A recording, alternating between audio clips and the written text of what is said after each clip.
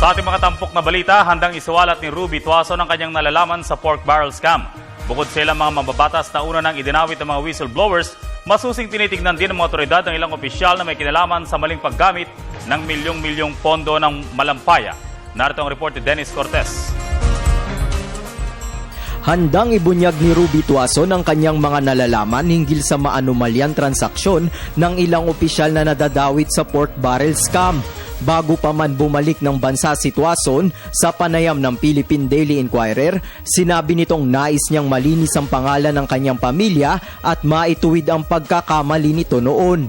Si Tuason ay dating Social Secretary ni dating Pangulo at ngayon Manila Mayor Joseph Ejercito Estrada. Ayon sa dating opisyal, personal umano niyang inaabot noon ang komisyon mula sa PDAP scam sa ilang mambabatas.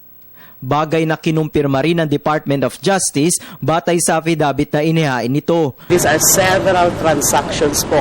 So several times po siya na naghatid ng pera kina Senator Jinggoy Estrada and kay Senator Juan Ponce Enrile. Pero karamihan po ng para kay Senator Juan Ponce Enrile ay ito po ay through his Chief of Staff, Attorney Gigi Reyes. So kinoconfirm. At ang isa pa pong importanteng bagay na sinasabi is that as a matter of fact, sa pagkakaalala niya, mas malaki. May pagkakataon umano na milyon-milyon ang idinadalang kickback ni Tuason sa Chief of Staff ni Senator Juan Ponce Enrile na si Attorney Gigi Reyes. Ayon kay Tuason, 2004 pa lang gumamit na si Janet Lim Napoles ng mga NGOs bilang recipient ng pork barrel fund ni na Senator Jinggoy Estrada at Senator Juan Ponce Enrile. 40% ang napupuntang komisyon sa bawat senador sakaling maipalabas na umano ang pondo. Huli na lang umano niya nalaman na peke ang mga NGOs ni Napoles matapos pumutok ang issue sa pahayagan.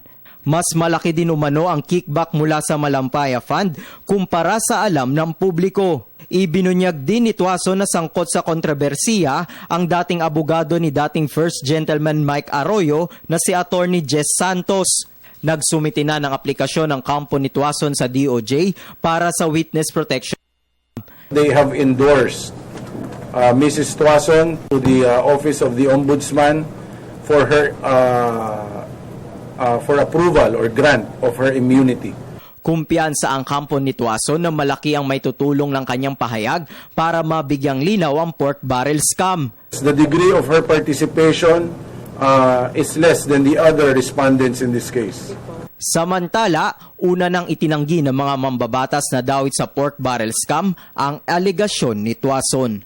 Para sa Telebisyon ng Bayan, Dennis Cortez.